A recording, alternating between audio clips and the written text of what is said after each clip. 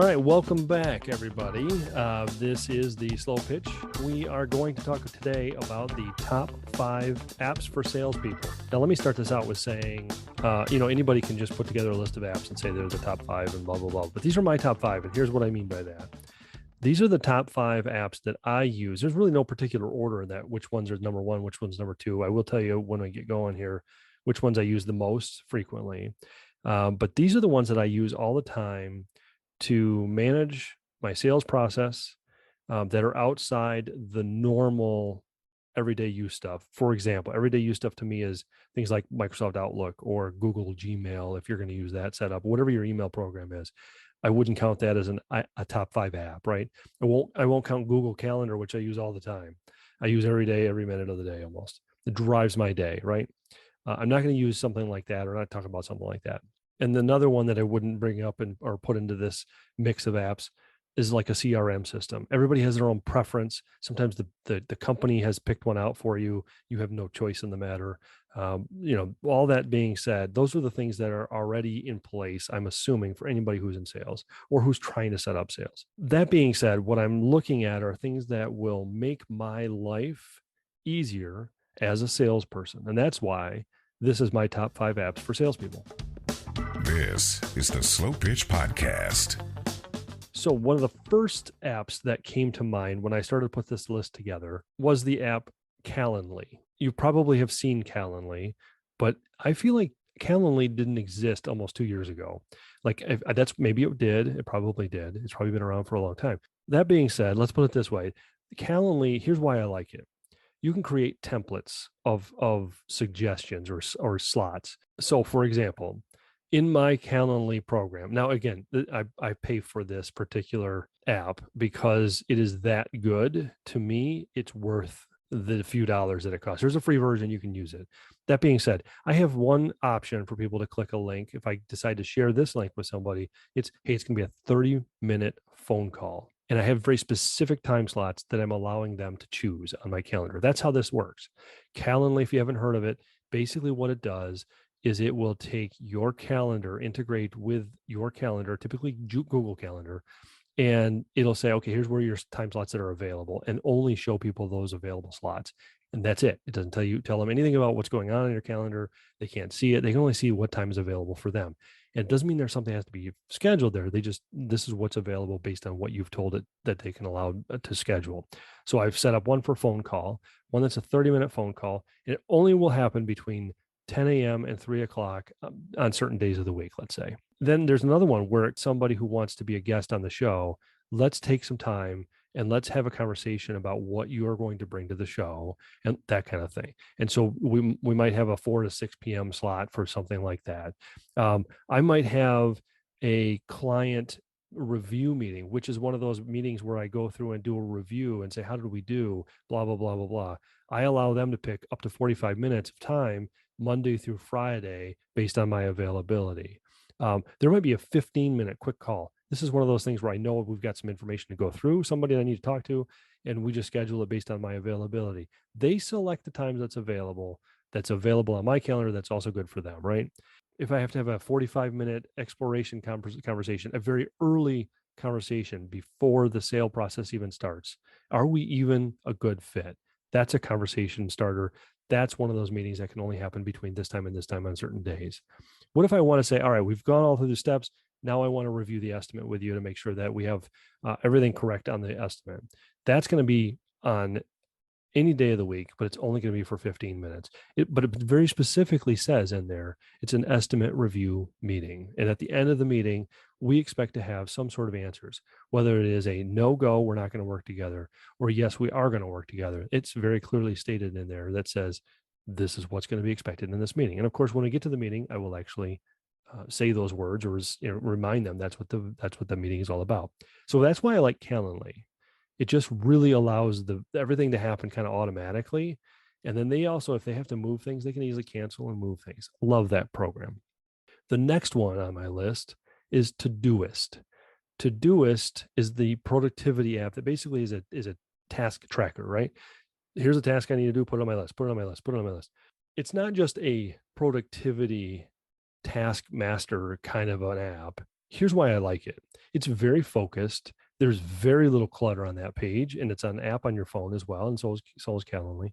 The level of satisfaction it takes of just clicking off that I did this job is another thing that adds to the value of this, because here I am, this got done. Now I can check it is done and completed, and I can track how many I did in a day. I have a goal of completing 5 tasks every day, because I've learned that people can only do about 6 things, really 6 good things in any one given day. So I put myself at 5, because I know there's always one other thing that always pops up that I got to get done today.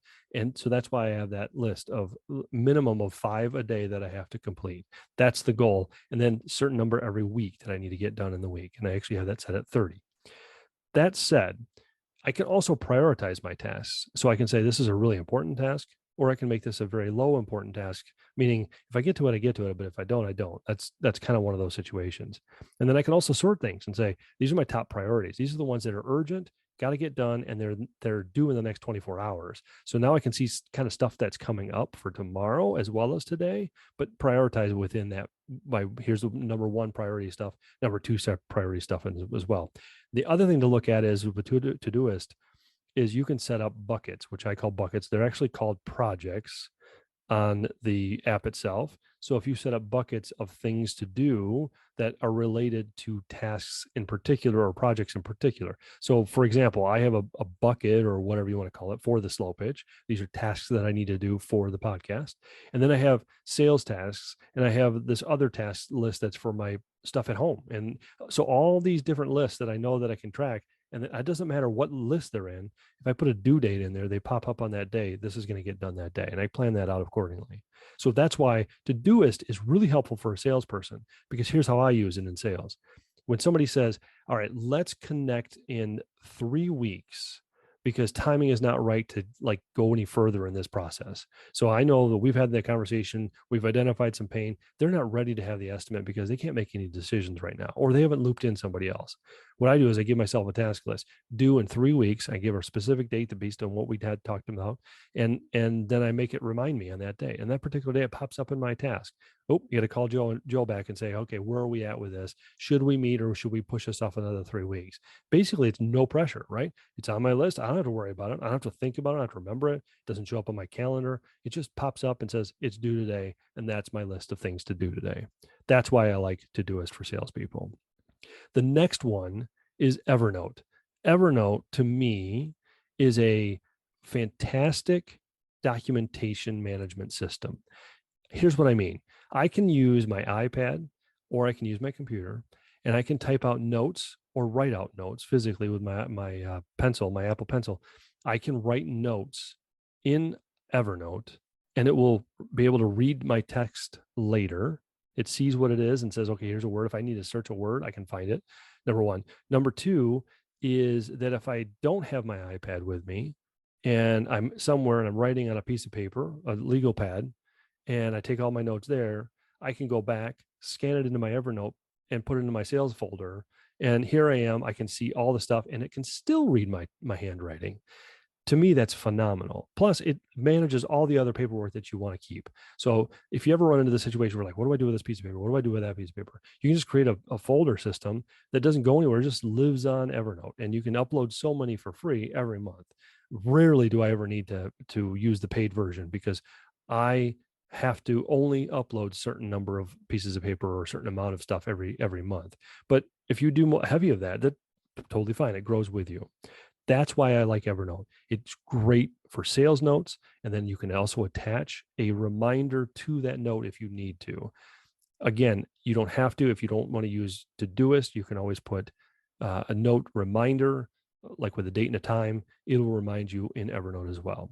I think the best part is it syncs anywhere. So if I'm somewhere and I'm traveling and I think, okay, what did I say to that person? Or they're talking about something when they called me, and I can look it up on my Evernote and say, okay, yeah, that's right. That's what they said, because it's very quick and easy. And I see it on my phone, on my iPad, my computer, everywhere.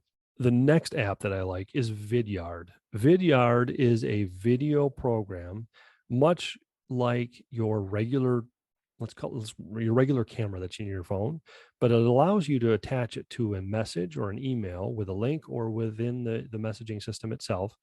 And basically what it allows you to do is communicate to somebody via video. So imagine we know that we have a meeting coming up in 2-3 days.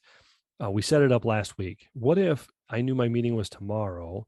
What if today on my task list pops up and says, hey, confirm the meeting? I don't have to confirm the meeting if they set it up through Calendly, because it automatically does it for me. It'll remind them that my meeting is coming up with them.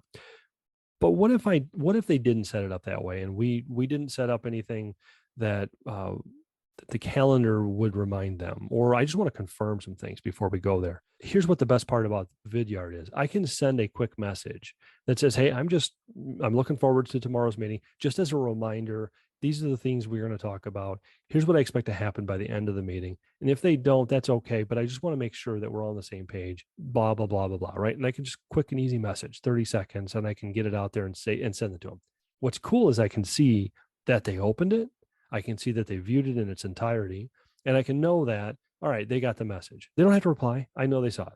Okay. So that's where I use it in terms of sales. But now take it a step further. You close the deal, and now you need to introduce the rest of the team. So you walk around with your cell phone if you want. You can do this on your computer. You can do it on your cell phone. You walk around with your cell phone. You shoot a quick little video. Hey, I just wanted to say thank you, and we're so excited to get started with you. I wanted to introduce you to the team. Here's Joe. Here's James. Here's this. Here's that. Whoever's on the team, who's going to be working on your project. I just want to say hi. Everybody wave. They wave and say, we're looking forward to meeting with you. I know we have a meeting next week to set everything up and get started. That's the kind of stuff that you can do. It's a high touch kind of vehicle that really works well with sales. You can also do it as a, hey, thank you for the meeting that we just had. I appreciate it. What I learned was we have this, this, and this, and I know that our next meeting is on this date in the future. I look forward to it, and it was a fun meeting, and I enjoyed speaking with you and learning a little bit about what we're working towards.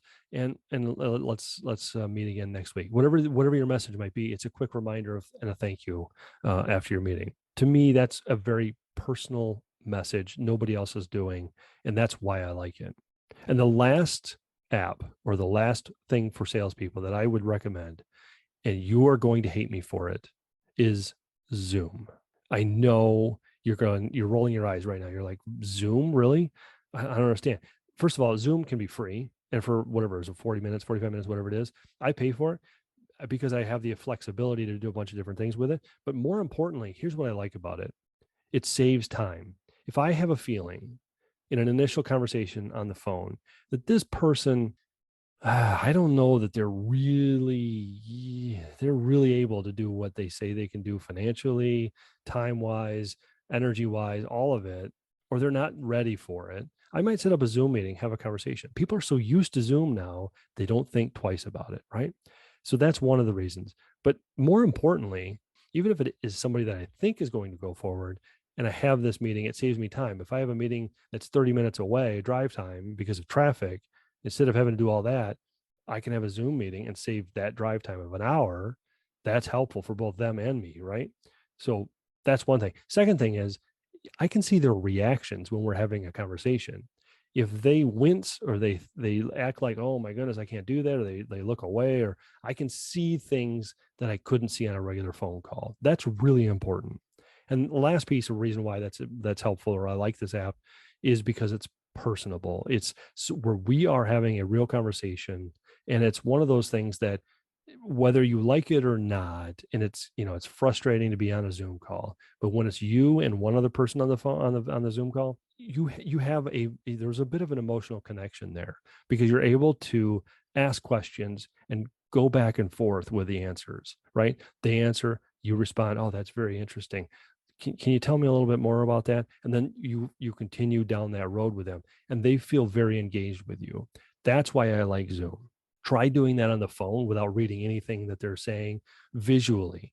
That's where you get the advantage with a Zoom call. So in sales, all 5 of these items will help you save time, be more productive, and really have some value in getting another sale through one way or the other. But what I do want to do is remind you, in no way, shape, or form will any one of these apps help you make more sales or close more sales. That is strictly up to you, your activities, your actions, what you say, how many questions you ask, and how much you learn about that person's pain before you can get to that point of making any sort of recommendation or writing an estimate. That said, remember, technology will never drive sales. I will say that again until I'm no longer here. Technology will never drive sales. Technology is a tool that will help you become more productive and will help you get to an additional meeting and or will help you track different things to make sure you're on track. No way, shape, or form will technology close a sale. If you're relying on technology to close a sale, you should quit now because it's never going to happen. Never, ever going to happen. So with that, if you have an app that you think is even better than what I've given you, I would love to hear it. Please email us and let us know so we can look at that and see if we can integrate that into what we're doing as well. Until next time, get out there and sell some more and do the activities. Thank you for listening to The Slow Pitch. Do you have a question about sales? Call or text your question at 608-708-SLOW. That's 608-708-7569. Or you can email them to questions@theslowpitch.com. Slow down and close more.